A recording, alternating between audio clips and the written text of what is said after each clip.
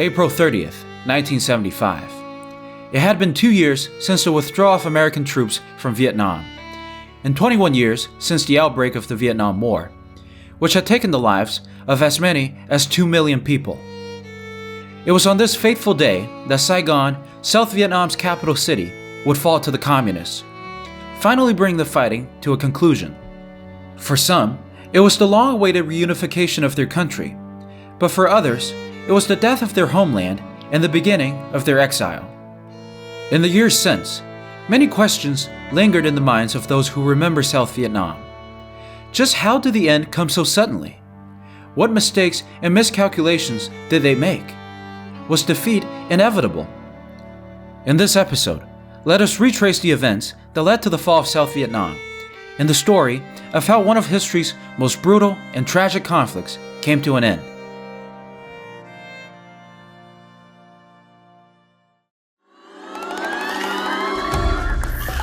I take pride in the words, Ich bin ein Berliner.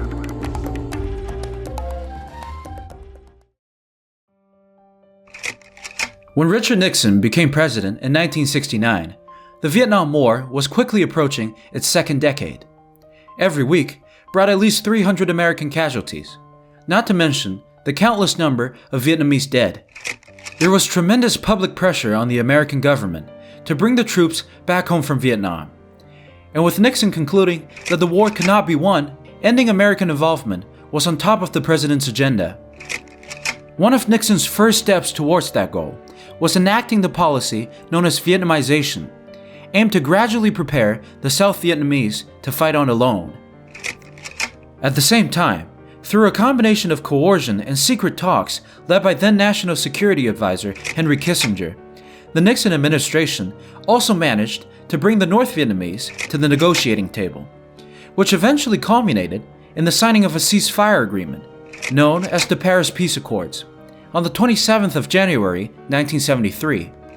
While many wished for the peace accords to finally end the violence in Vietnam, the reality was that neither North nor South Vietnam planned to respect the agreement.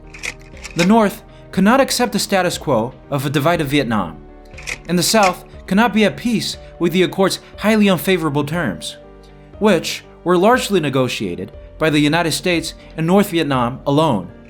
Most critically, from the Southern perspective, the terms failed to remove existing North Vietnamese troops from their country.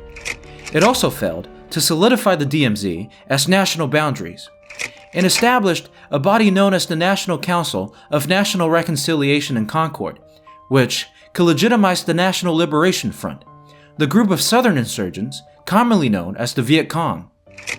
Even though Nixon made secret promises of continued U.S. aid and retaliatory strikes if Saigon was under threat, the reality was that South Vietnam's position had been seriously weakened. Not to mention, the Vietnamization policy proved to be a failure. Although the Army of the Republic of Vietnam, or ARVN for short, was at that point the world's fifth largest military, they had grown dependent on U.S. support and equipment. Now that the United States had withdrawn, the troops struggled to operate effectively and independently, and much of their American-made arsenal was running out of spare parts for repairs. Meanwhile, with unwavering support from the Soviet Union and Communist China, the North Vietnamese and Viet Cong forces continued to flow into South Vietnam, bringing weapons, tanks, and heavy artillery to sustain their war efforts.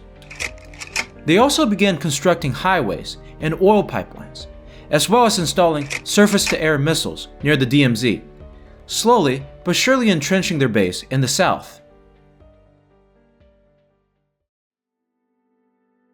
Then came 1974, which brought a series of crippling events for both South Vietnam and Nixon. The Watergate scandal, which first became public knowledge in 1973, was now threatening Nixon's very own presidency.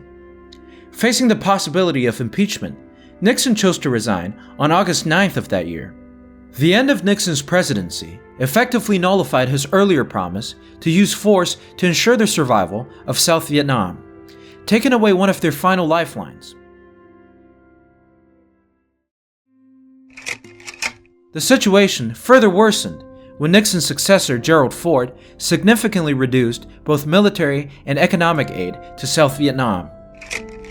Subsequently, the unemployment rate and prices skyrocketed, leading to the decision to cut the salaries of already chronically underpaid ARVN soldiers, which dealt a serious blow to morale. Furthermore, fuel and ammunition were beginning to run low. With aircraft flying hours and vehicle movements curtailed, as well as the strict rationing of ammunition, the ARVN struggled to effectively resist the well-equipped and dedicated fighting force of the Communists. To make matters worse, in an effort to suppress social unrest and maintain his grip on power, South Vietnamese President Nguyen Van Thu grew increasingly authoritarian.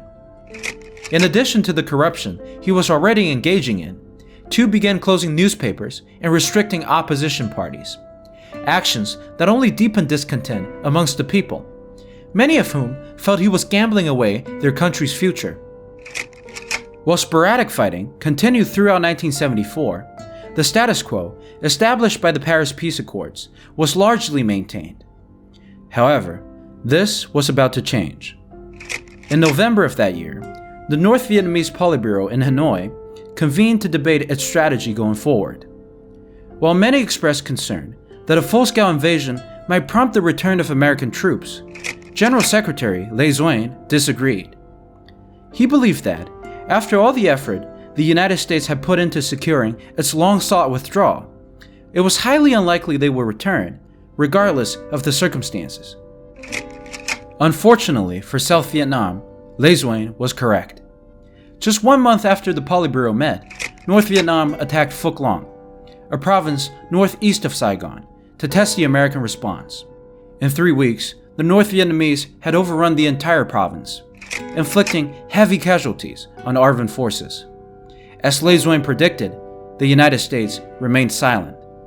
Its attention has shifted elsewhere, to their domestic financial issues in the Middle East, which was still embroiled in the aftermath of the Yom Kippur War. It was now 1975, and while in public, President Thu continued to maintain that all was well, his assurance could not have been further from the truth. Having realized the Americans would not intervene, the North Vietnamese and Viet Cong forces launched a wave of large-scale attacks in the Central Highlands, within South Vietnam's Second Corps Tactical Zone. Just 2 months after Phuoc Long, in March, the Communists conquered the city of Bang Mi Thuot, leaving nearby Pleiku open to attack. At this point, President Thu, who had long ignored his general's warning that ARVN forces were spread too thin, finally decided to listen to their advice. However, instead of careful planning, he hastily ordered the troops to abandon local civilians and retreat under fire. This command will not only lead to tens of thousands of casualties, but also to the complete collapse of the Second Corps. Over in the First Corps Tactical Zone, General No Quang Truong, one of the few officers who rose through the ranks with merit instead of connections, was plagued by President Thu's indecision and conflicting orders. The Communists then took Quang Chi and Tua Tien, alongside the city of Hue. South Vietnam was also quickly losing ground in Quang Nam, eventually surrounding General Truong's troops at Da Nang, and the city came under near constant artillery shelling. When the defense of Da Nang became impossible, he made the decision to order an evacuation by sea without President Thu's permission, whose ability to lead had essentially collapsed under pressure. After that, the First Corps disintegrated. Many ARVN officers, feeling betrayed by the president's leadership, committed suicide. General Truong returned to Saigon to plan the capital's defense as communist troops rapidly closed in, and chaos and panic began to spread throughout the country. The communist push for final victory, known as the 1975 Spring Offensive, was in full swing, and South Vietnam had entered its last days.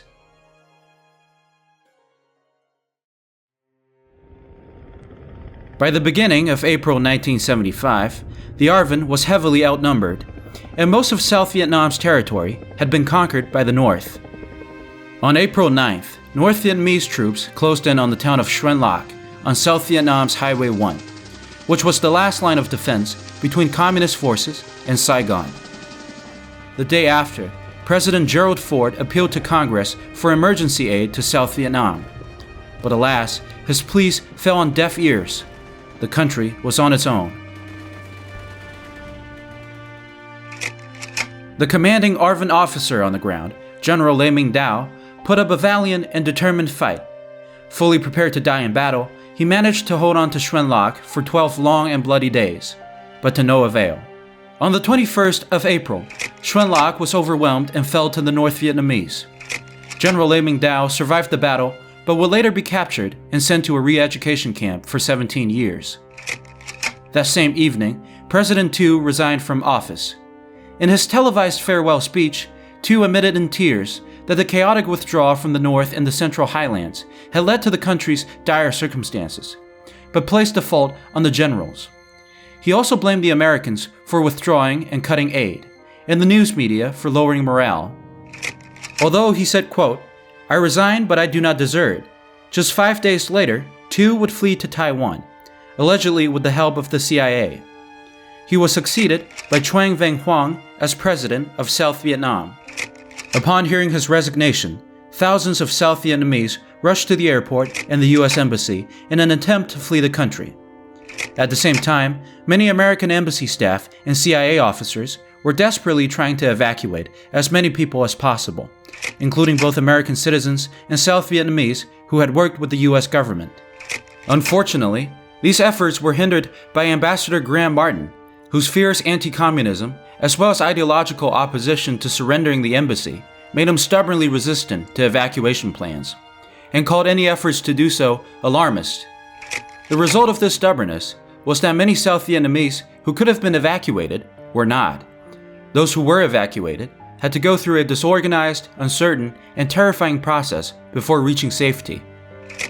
On April 27th, after North Vietnamese and Viet Cong forces managed to organize themselves around Saigon, a wave of intense shelling began, signaling the start of their five-pronged attack on the city. In response, the US government ordered all American vessels to move away from the Vietnamese coast and into the nearby South China Sea. At this point, the only evacuation method left was through airlifts by planes or helicopters. Despite this, Ambassador Martin still maintained that there would be no direct attack on Saigon, and that evacuation efforts were unnecessary. It was at this point that many in the embassy began questioning whether or not the elderly ambassador had lost touch with reality. Behind the ambassador's back, they designated 2 areas of the embassy for helicopter landing, in preparation of the last chaotic withdrawal they knew was coming. On April 28th, after just 1 week in office, Truong Van Huong resigned as president of South Vietnam for failing to secure peace with the North.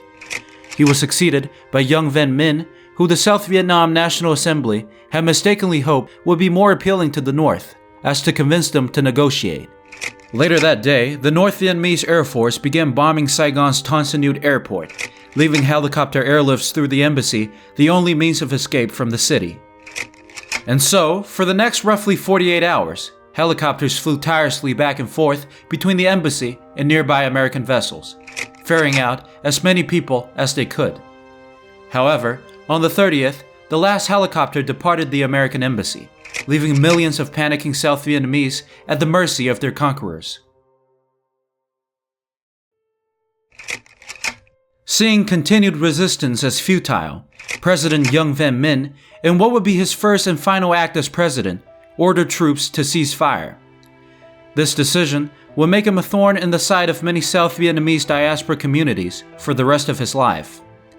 Countless ARVN soldiers committed suicide. Many more tore up their uniforms to try to hide their identities. Others made the difficult decision of simply accepting their fate. At around noon, North Vietnamese tanks flying the Viet Cong flag came crashing through the gates of the Independence Palace. Waving their flags on the building's balcony, it was the definitive signal of the end of the Vietnam War. Just a few hours later, President Minh would declare on radio that the South Vietnamese government, at every level, had been dissolved. Saigon had fallen, and South Vietnam with it.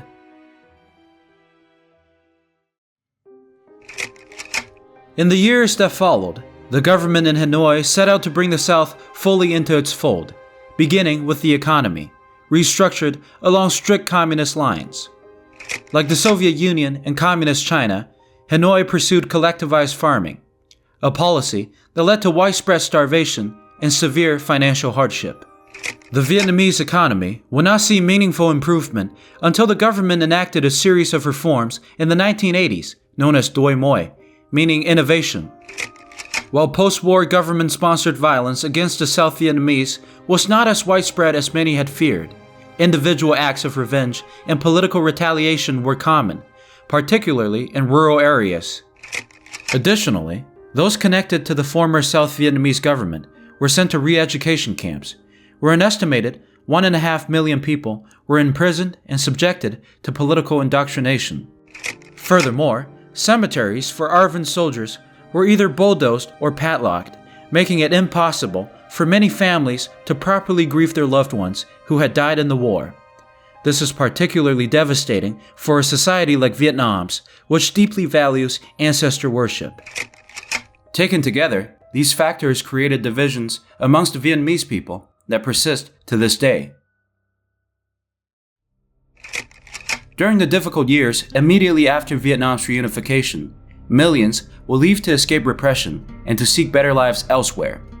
These refugees became commonly known as boat people, who braved treacherous conditions to reach friendlier shores.